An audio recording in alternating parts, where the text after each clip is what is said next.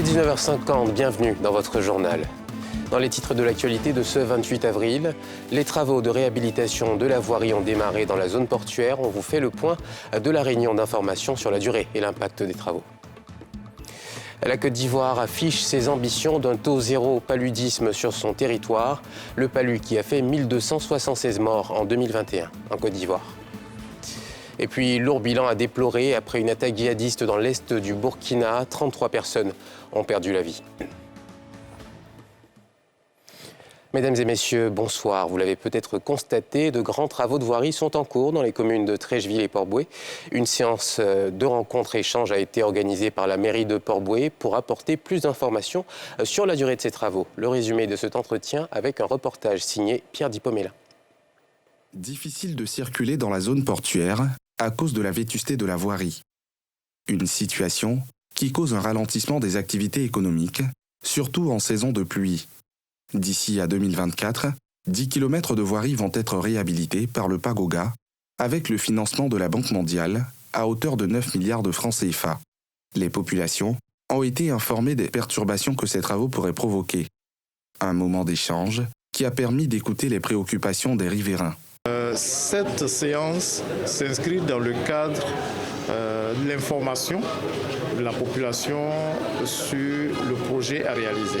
Comme c'est des travaux routiers, ça va perturber quelque peu les activités des riverains, que ce soit les opérateurs économiques ou même la population qui y vit. Donc il est important déjà de leur porter l'information du projet et puis leur indiquer les voies possibles qu'ils ont pour éventuellement, s'ils ont des besoins d'informations ou des réclamations ou même des plaintes, vers qui aller, à quel guichet aller pour déposer éventuellement ces plaintes. Ces travaux, qui vont durer 15 mois, ne sont pas sans inquiétude pour les habitants. Ce qu'on redoute fortement, c'est en saison pluvieuse actuellement comme ça, tous les eaux de pluie de la zone se déversent carrément à Bouditro. Et donc s'il n'y a pas de caniveau, même en faisant la voirie, ils pensent à prolonger les caniveaux jusqu'à notre niveau pour permettre à toutes ces eaux-là de se déverser directement dans la lagune. Dans le cas contraire, on sera inondé lorsque ces entreprises vont drainer leurs eaux pour venir au niveau du quartier. Et chose qui pose énormément de problèmes au niveau du quartier. Notre plus grande peur, c'est la circulation des gros camions. Parce que quand ça sera construit, toute cette zone-là, tous les véhicules qui travaillent au niveau de cette zone vont devoir passer par Publicité et nous, ça nous pose un énorme souci. Publicité est un quartier résidentiel et on s'inquiète qu'il y ait un trafic routier à caractère industriel dans notre quartier.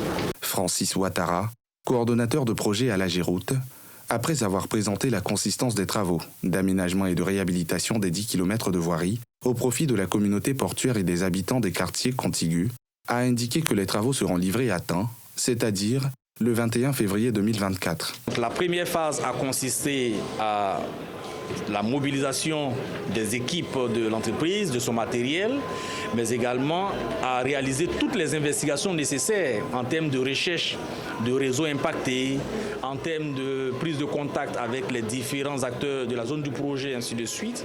Aujourd'hui, nous sommes fin prêts. Et c'est d'ailleurs pour cela que cette réunion a été organisée. Et nous pensons que dans les jours qui viennent, l'entreprise va démarrer effectivement les travaux sur le terrain. Et la phase de mobilisation plus la phase d'exécution, toutes les deux font partie du délai contractuel qui est donc les 15 mois. Ces travaux sont prévus être achevés en février 2024 et toutes les conditions sont réunies pour que nous puissions tenir ce délai. Les travaux d'aménagement et de réhabilitation des infrastructures de transport routier du port autonome d'Abidjan étaient appelés de tous les vœux par les opérateurs économiques et usagers de cette zone industrielle. La fin des travaux va mettre fin au calvaire vécu, notamment en saison de pluie. En 2021, 228 millions de cas de paludisme ont été enregistrés dans le monde. 95% de ces cas étaient enregistrés sur le continent africain. La maladie reste donc une priorité pour les pays africains, dont la Côte d'Ivoire, qui vient de réaffirmer ses ambitions d'atteindre le taux zéro de paludisme. C'était à l'occasion de la commémoration de la journée de lutte contre le paludisme ce vendredi à Grand-Laou. Salif Alekwe, Eric Kimo. Selon le rapport mondial 2021 de l'OMS, 228 millions de cas de paludisme ont été enregistrés en Afrique, soit 95% des cas de paludisme dans le monde. L'Afrique est donc le continent le plus touché. La Côte d'Ivoire, quant à elle, a enregistré en 2021 1276 décès dus à cette maladie, c'est-à-dire 4 décès pour 100 000 habitants. Des chiffres qui préoccupent et qui justifient l'organisation de la célébration ce vendredi de la 16e journée mondiale de la lutte contre le paludisme, ici à Grand-Maurier, village d'Agboville, dans la région de l'Agnébi. Une occasion pour le ministre en charge de la Santé de réaffirmer la volonté de la Côte d'Ivoire d'obtenir 0 cas de paludisme dans les prochaines années. Notre objectif aujourd'hui est d'éradiquer totalement le paludisme sur le territoire national. Cela est possible parce que bien de pays avant nous l'ont fait. Nous devons donc nous inspirer des résultats des pays qui ont pu faire ces prouesses au niveau mondial pour éradiquer ce fléau sur le plan national. Il est temps de parvenir à 0 cas de paludisme, investir, innover et mettre en œuvre. Les organisations internationales, quant à elles, entendent poursuivre leur soutien à la Côte d'Ivoire pour cette cause. Le représentant de l'OMS a dans la foulée salué la décision d'accueillir le vaccin contre la maladie. Et permettez-moi donc de saisir cette opportunité pour adresser, au nom des partenaires techniques et financiers du secteur de la santé et à mon nom propre, nos vives félicitations au gouvernement ivoirien et en particulier à vous, Monsieur le ministre de la Santé, de l'Hygiène publique et de la couverture maladie universelle, pour les efforts inlassables que vous déployez chaque jour en faveur d'un système de santé résilient. Les appels au bon geste ont eu un écho favorable ici à Grand-Maurier. À l'hôpital, la sage-femme m'a conseillé de dormir sous une moustiquaire imprégnée. Elle m'a aussi donné des médicaments lorsque j'étais souffrante. Et pour éviter le paludisme, elle m'a dit de dormir sous la moustiquaire imprégnée, d'assainir mon environnement, tout ça. Donc c'est ce que je suis depuis toujours. En cas de palu, comme ils ont dit, comme les enfants ont fait dans le sketch, c'est de se rendre à l'hôpital et puis voir un médecin. En attendant la mise à disposition d'un vaccin, les autorités sanitaires continuent de recommander les bons gestes, tels que la salubrité, ou encore l'utilisation des moustiquaires imprégnés dans les domiciles. Les représentants des différentes organisations estudiantines et scolaires d'Afrique sont en Côte d'Ivoire depuis le 26 avril pour participer à l'Assemblée générale élective de leur confédération. La Confédération des estudiantines et scolaires d'Afrique œuvre pour la promotion des droits des jeunes et singulièrement ceux des élèves et des étudiants. Nikiema Moussa, Tanguy Conan. La CESA, Confédération estudiantine et scolaire d'Afrique, tient depuis ce 26 avril son Assemblée générale élective sur le sol ivoirien. Dirigée par Sinclair Allah dit Makelele, secrétaire général de la Fédération estudiantine et scolaire de Côte d'Ivoire, cette assemblée s'est tenue sous le thème « Activer le dynamisme d'une confédération soucieuse de l'évolution de l'école africaine ». Nous voulons que ces mouvements étudiants deviennent des organisations africaines d'utilité publique qui permettent à nos chefs de l'État de supprimer par exemple les cartes de séjour, qui permettent à nos chefs de l'État de faire des cartes d'étudiants africaines, de permettre à nos chefs d'État de comprendre que dans les universités de Gabon, de Burkina, de Kenya et de Côte d'Ivoire, il doit avoir un tarif unique en termes de frais d'inscription de l'étudiant. Et donc, aujourd'hui, on voudrait que ça soit un vrai moteur pour l'intégration des Africains chez eux en Afrique. Représentant les organisations estudiantines et scolaires et leur pays, les participants ont exprimé leur volonté d'œuvrer à une meilleure intégration des jeunes dans les prises de décision. Nous avons une vision plus claire et plus cohérente qui est de faire de telle sorte que l'éducation puisse être une priorité au niveau de notre continent. Il est important que tout un chacun de nous puisse participer à ce genre de rencontres-là afin de pouvoir non seulement partager les différentes expériences que nous vivons dans nos différents pays en tant qu'élèves et étudiants, également voir dans quelle mesure nous pouvons en synergie d'action œuvrer pour une amélioration des conditions de vie et d'études de l'ensemble des élèves et étudiants sur le plan africain.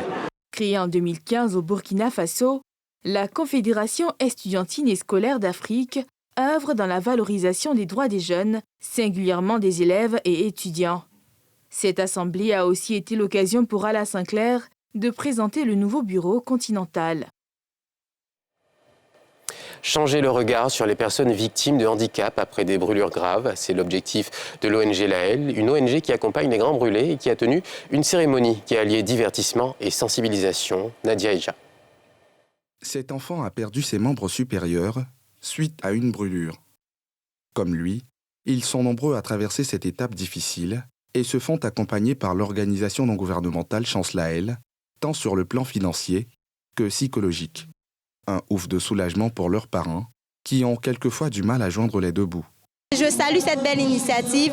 Je remercie les donateurs pour tous ces dons qu'on a reçus et j'espère que ce genre d'activité se fera plus souvent afin de mener à bien le combat des enfants victimes de brûlures. De toute façon que ma petite fille était, on ne pourra pas la regarder, elle ne pourrait pas aller à l'école. Mais grâce à elle aujourd'hui, cette année, elle a fait un jardin permanent. L'initiative de cet élan de solidarité est née d'une histoire personnelle.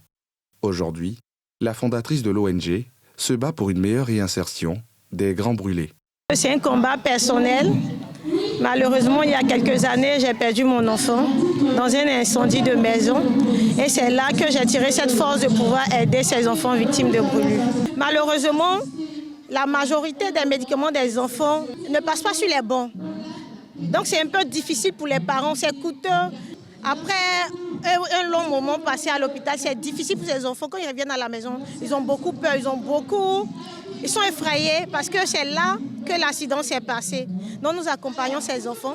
Et ces enfants, souvent, ils n'ont pas envie de partir à l'école à cause du regard des autres. Pour éviter le pire, les parents ont été invités à plus de précautions. De faire attention aux liquides chauds parce que les enfants, la plupart des enfants brûlés sont dus aux liquides chauds. Faire attention au thé, les aliments chauds sur la table.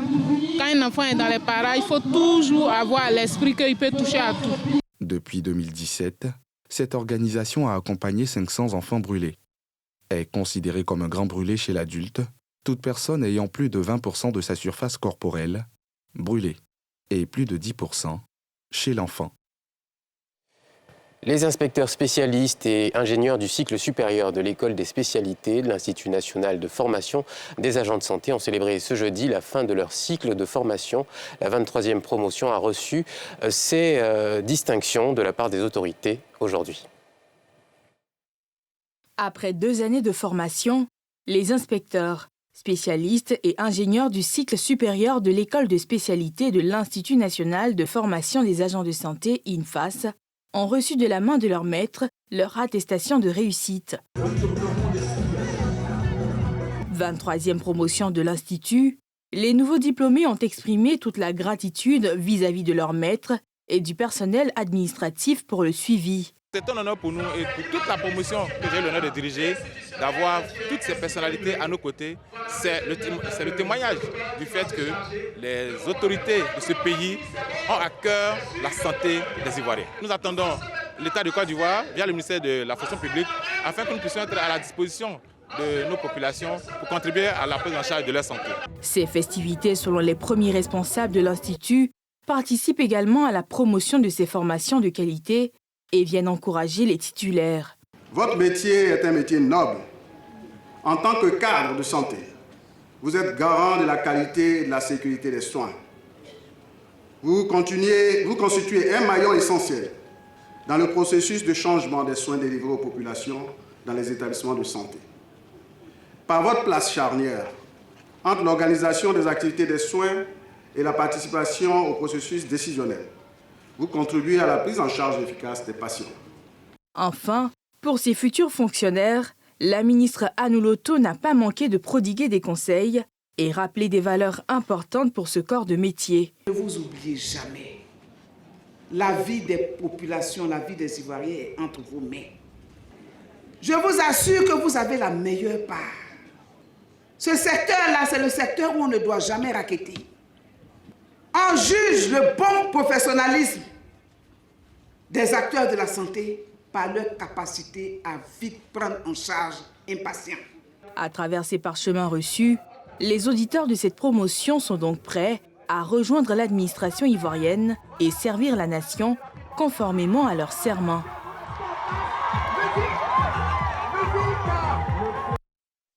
Une nouvelle attaque sanglante de djihadistes présumés a tué jeudi 33 soldats dans l'est du Burkina Faso. Le Burkina Faso qui s'enfonce de plus en plus dans ses violences depuis ces semaines, des attaques qui ont débuté depuis 2015. Le gouvernement burkinabé a condamné un acte ignoble et barbare. Pierre Dipomela. Le détachement militaire de Ougarou, dans la région de l'Est, a fait face à une attaque complexe d'envergure dans la matinée de jeudi, selon un communiqué de l'armée. 33 militaires burkinabés ont été tués dans l'attaque, 12 autres ont été blessés. Le déploiement de ces renforts a permis d'évacuer les blessés qui sont actuellement pris en charge par les services de santé, a précisé le communiqué. Cette attaque survient une semaine après le massacre le 20 avril d'au moins une soixantaine de civils d'un village du Nord, Karma, par des hommes portant des tenues de l'armée. Révélée officiellement dimanche, elle a fait une soixantaine de morts selon un procureur de la région. Plus d'une centaine selon des représentants des rescapés et des habitants de Karma. Le président de la transition du Burkina Faso, le capitaine Ibrahim Traoré, arrivé au pouvoir par un putsch en septembre 2022, a signé la semaine dernière un décret de mobilisation générale d'une durée d'1 an, permettant si besoin la réquisition des jeunes de 18 ans et plus pour aller lutter contre les djihadistes qui ensanglantent le pays. Et c'est la fin de ce journal. Merci de votre fidélité. Je vous souhaite de passer un excellent week-end.